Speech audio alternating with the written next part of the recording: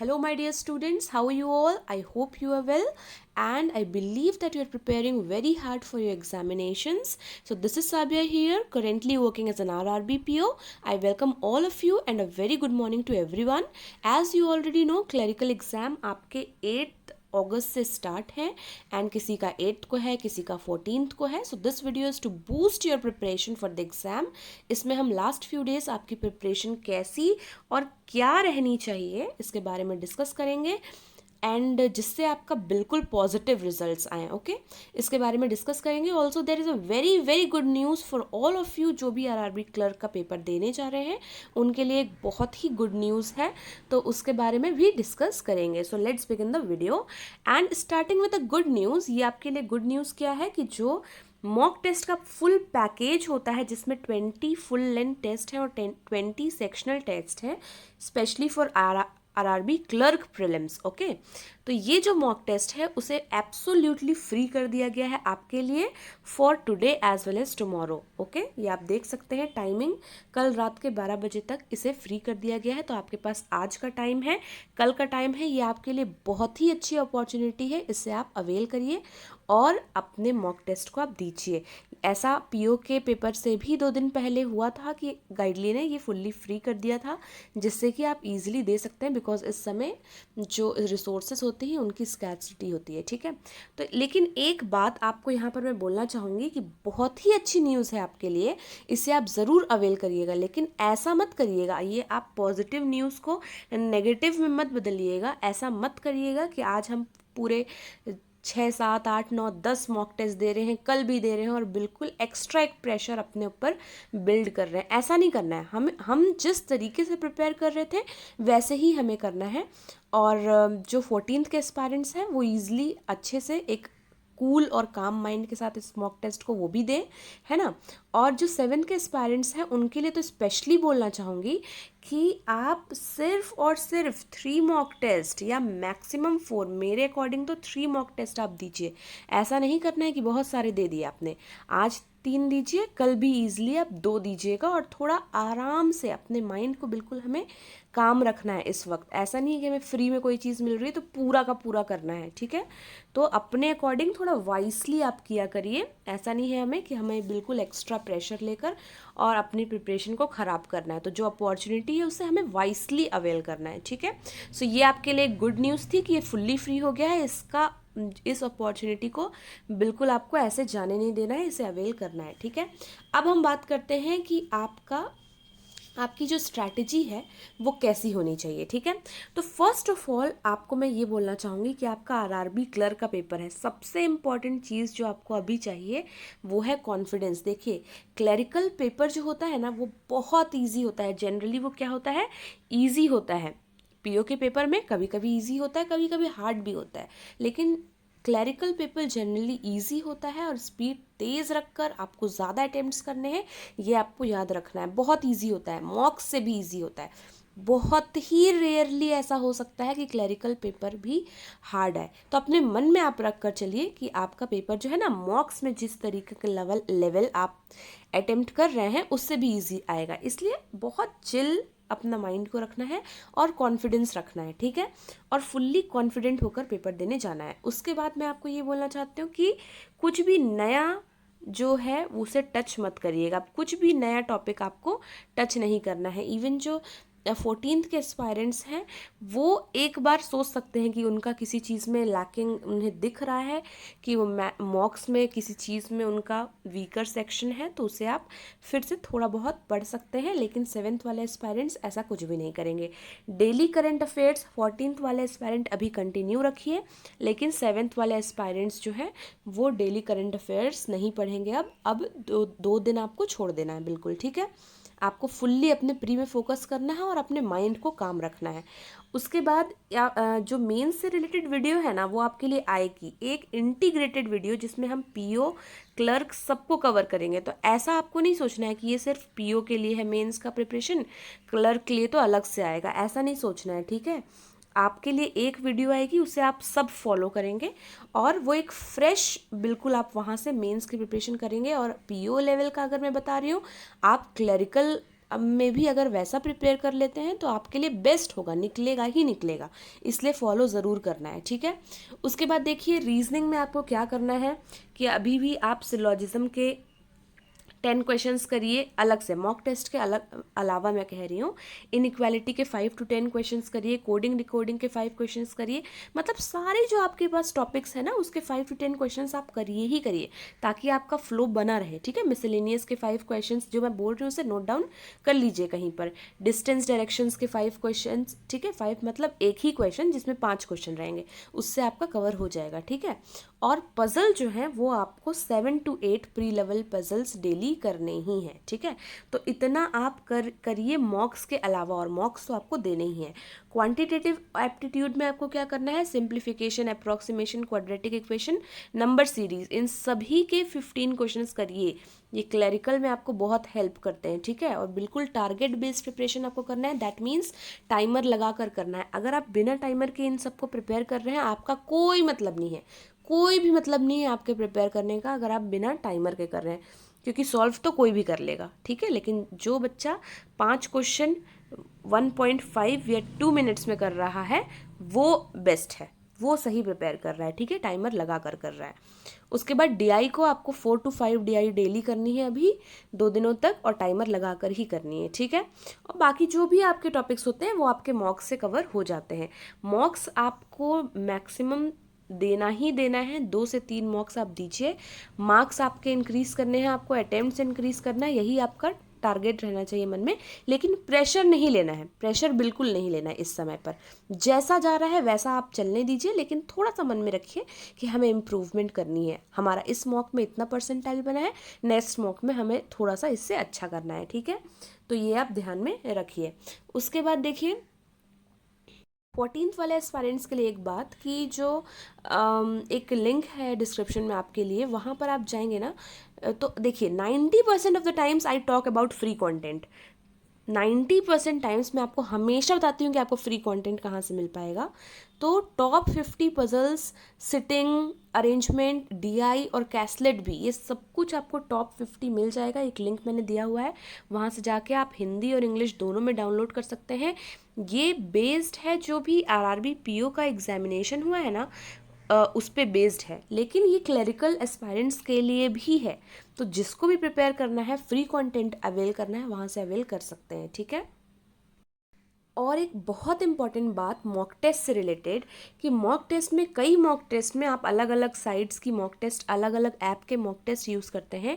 कई साइट्स में एक ऑप्शन होता है कि पॉज करने का, ठीक है, पॉज करो फिर रिज्यूम करो। हमें अचानक से एक प्रेशर बिल्ड हुआ, हम जल्दी से पॉज कर देते हैं, वो प्रेशर हम ले नहीं पाते हैं, पर वो प्रेशर आपको लेना है, याद रखिए। इन सब चीज़ों के वजह से ना आपको एग्जाम में लगेगा कि हमने कितनी बड़ी गलती कर दी है, धोखा हो गया हमारे साथ। इसलिए take mock test as if you are giving the real examination, okay. इस तरीके की चीज़ें हमें नहीं करनी। उसके बाद कुछ चीज़ें रिवाइज कर लीजिए, जैसे कि फ्रैक्शन टू परसेंटेज का conversion, squares, cube, square roots, cube roots, tricks, आपने जो जो चीज़ें पढ़ी हुई है, सिलॉजिज्म के क्या लॉजिक्स होते हैं वो रिवाइज कर लीजिए।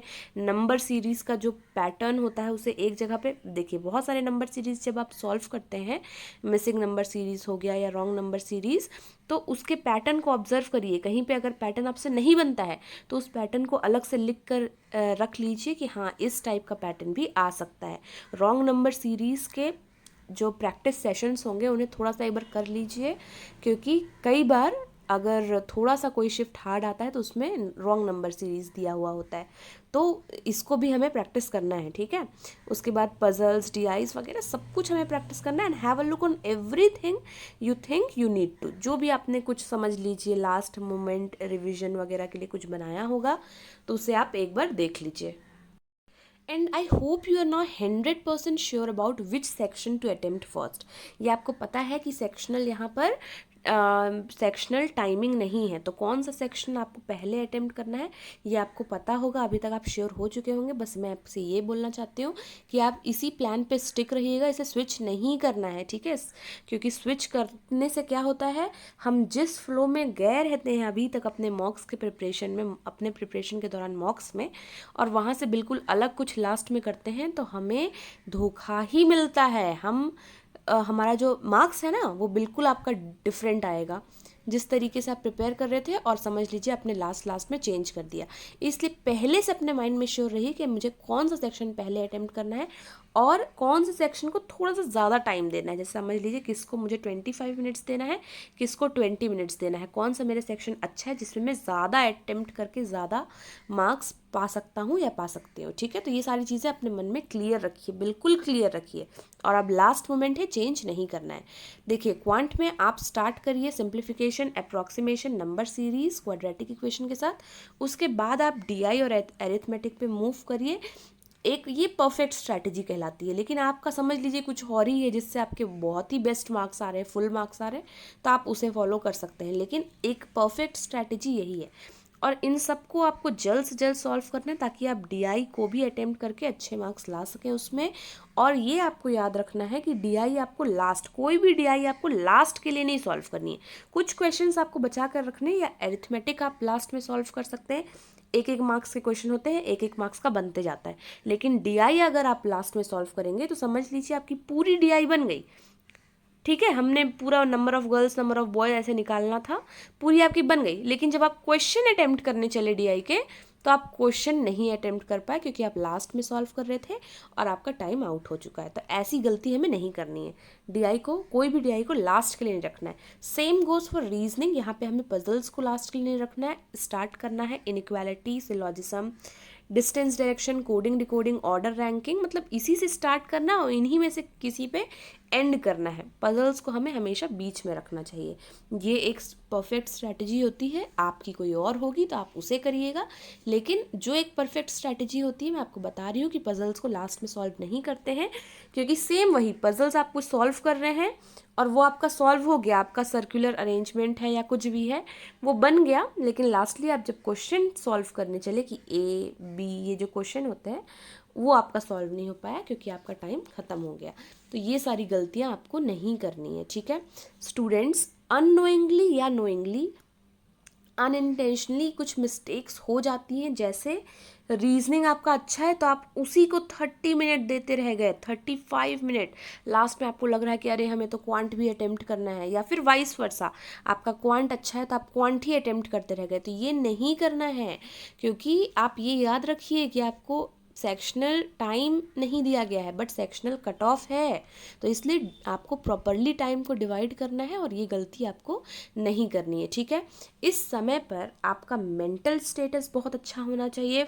अच्छे से आप खाना लीजिए, अच्छे से स्लीप लीजिए, हेल्थ अपना अच्छा रखिए, नेगेटिविटी हमें दूर रखनी है, हमें बिल्कुल काम रहना है, मॉक टेस्ट अच्छे से देना है, कोई भी न्यू क्लासेस नहीं लेनी है 7th वाले एस्पायरेंट्स के लिए मैं कह रही हूँ। ठीक है, और एनालिसिस अच्छे से करिए मॉक्स की, और टाइमर के साथ प्रैक्टिस करिए। जो भी आप प्रैक्टिस कर रहे हैं कॉन्फिडेंस रखिए अपने अंदर, एंड कुछ भी इधर उधर यूट्यूब पे सर्च मत करते रहिए कि हाँ क्या मतलब हो सकता है, कुछ मिराकल हो जाएगा, ऐसा कुछ हमें टिप्स दे दो, ऐसा सर्च नहीं करते रहना है। ठीक है, ये आपका लास्ट टाइम है, आपको अच्छे से अपने ऊपर फोकस करना है। एंड आपके ऊपर आपके पास अभी भी टाइम है, 14th वाले एस्पायरेंट्स, आप अपने लूप होल्स को फिल कर सकते हैं। एंड कुछ भी आपका नहीं बन रहा है तो उस पर ध्यान दीजिए। अभी कोई भी पैनिक नहीं करेगा, बिल्कुल आपको रिलैक्स करना है। You have done a lot till now, थोड़ा सा और करना है, पूरी पॉजिटिविटी के साथ करना है। एंड एक बहुत इंपॉर्टेंट बात कि मॉक हो या रियल एग्जाम, किसी भी सिंगल क्वेश्चन में आपको स्टक नहीं होना है। नहीं बन रहा है तो आगे बढ़ो। ठीक है, किसी भी एक single question, specially clerical aspirants, आपका पेपर आपको बहुत ज़्यादा अटेम्प्ट करना होता है, हाई मार्क्स आपको लाने होते हैं, तो किसी भी सिंगल क्वेश्चन पे ज़्यादा टाइम के लिए आपको स्टक नहीं करना है। नहीं बन रहा है तो छोड़ दो, ठीक है, आगे बढ़ना है। जब आप पेपर अटेम्प्ट करते हैं तो कुछ लोग ये कहते हैं कि अरे मैंने तो ये क्वेश्चन देखा ही नहीं था, ये आया था क्या? तो ये गलती नहीं करनी है। Have a look on all the questions, do not leave any questions unseen. समझ लीजिए आप भले लास्ट में कुछ क्वेश्चंस नहीं अटेम्प्ट कर पाए, लेकिन देखना आपको सारे क्वेश्चन है ताकि आपको पता चल जाए कि ये क्वेश्चन आया है, ये तो मुझसे बहुत अच्छे से बनता है, इसको मुझे अटेम्प्ट करना है। और पहले से वेल इन एडवांस प्लान कर लीजिए कि आपको कौन सा सेक्शन पहले अटेम्प्ट करना है।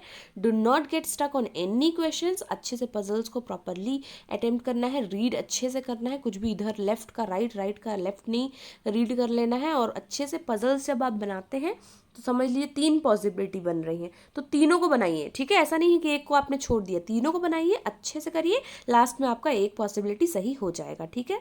और पजल्स को बीच में अटेम्प्ट करना है, ये मैं पहले भी बता चुकी हूँ, लास्ट में या स्टार्टिंग में अटेम्प्ट नहीं करना है। स्टार्टिंग में वो बच्चे कर सकते हैं जिनका पजल्स बहुत अच्छा है, लेकिन एंड में तो किसी को भी नहीं करना है, ठीक है। एंड सेम विद DI, अगर पेपर टफ आ गया, समझ लीजिए रेयर चांस है, पेपर टफ आ गया तो सिर्फ आपके लिए नहीं है, सबके लिए, इसलिए उस समय भी आपको पैनिक नहीं करना है, यही सोचना है कि मुझे तो अपना बेस्ट देना है, किसी भी चीज़ के ऊपर आपको पैनिक नहीं करना है। मॉक टेस्ट में हमारे इतने मार्क्स आ रहे हैं, अभी इतना मार्क्स आ रहा है, किसी भी चीज़ के ऊपर पैनिक नहीं करना है, अपना आपको बेस्ट देना है, ठीक है। आप हर टाइप के मॉक्स की प्रैक्टिस कर रहे हैं, किसी में ज़्यादा आएगा, किसी में कम आएगा, सबका लेवल अलग अलग होता है, इसलिए आपको इसके लिए पैनिक नहीं करना है, just do your best, ultimately आपको एक बहुत अच्छा रिजल्ट मिलेगा। तो माय डियर एस्पायरेंट्स, आपको कुछ चीज़ें मैं और बता दूं कि इंटरफेस जैसा है उसकी आप अच्छे से प्रिपरेशन कर लीजिएगा, मॉक टेस्ट वगैरह देख लीजिएगा, जो भी अभी मॉक टेस्ट आ रहे हैं सब में इंटरफेस जो है वो अभी न्यू इंटरफेस दिखा रहा है कि हिंदी और इंग्लिश कैसे दोनों लैंग्वेज में आता है एग्ज़ाम, और कैसे आपको दोनों का अटेम्प्ट करना होता है, वो आप एक बार वेल इन एडवांस देख लीजिएगा। और जो बच्चे मोबाइल पे मॉक टेस्ट दे रहे हैं वो एक बार PC या लैपी के इंटरफेस से आप वेल इन एडवांस फैमिलियर हो जाइएगा, ठीक है। और एडमिट कार्ड वगैरह आप देख लीजिए, निकलवा लीजिए, फ़ोटोज़ रख लीजिएगा, पेन रख लीजिएगा, अपने आधार कार्ड पैन कार्ड की कॉपी, फेविकोल, और कॉपी के साथ साथ ओरिजिनल में भी रख लीजिएगा, अपना सेंटर कंफर्म कर लीजिए, आप कहीं और जा रहे हैं देने तो टिकट्स कंफर्म कर लीजिए, इंस्ट्रक्शंस जो पार्ट होते हैं एडमिट कार्ड में वो किसी और के भरोसे मत रहिए, खुद से पढ़िए, ठीक है। आप इतने बड़े हो चुके हैं कि आप खुद से पढ़कर उसे समझ सकेंगे, तो आप इंस्ट्रक्शंस पार्ट को एक बार अच्छे से पढ़ लीजिएगा जाने से पहले, ठीक है, ताकि आपका कुछ भी रह ना जाए, okay. And friends, lastly I would say you कि आपके पास यही आज की अपॉर्चुनिटी है जिससे कि आप अपना कल जो आपका टुमारो आने वाला है ना उससे बिल्ड करेंगे, अपना फ्यूचर जो है आप उसे बिल्ड करेंगे, तो आपके पास यही आज की अपॉर्चुनिटी, इसे हमें अच्छे से इसलिए हमें प्रिपेयर करके अच्छे से एग्जाम देना है, अपने आप को काम रखना है, and polish your strategies, give mock test, and success is all yours now. आपने बहुत अच्छे से प्रिपेयर किया है, ओके। सबसे important, stay confident and you have studied a lot and you can surely do it. So from my side all the very best, and I believe you will do great, and may success be with you always, and all the best from my side, ठीक है। And this is Sabiya Rukhsar here signing off. And आप एक बार ना description में जाकर देख ही लीजिएगा, वो मॉक टेस्ट अवेल कर लीजिएगा, जो फ्री मॉक टेस्ट मैंने बताया, और जो फ्री PDF आपको अवेलेबल है वो भी आप चेकआउट कर लीजिएगा। So this is Sabiya here signing off, see you all in our next session, till then stay happy, stay blessed, keep learning, and thank you for watching.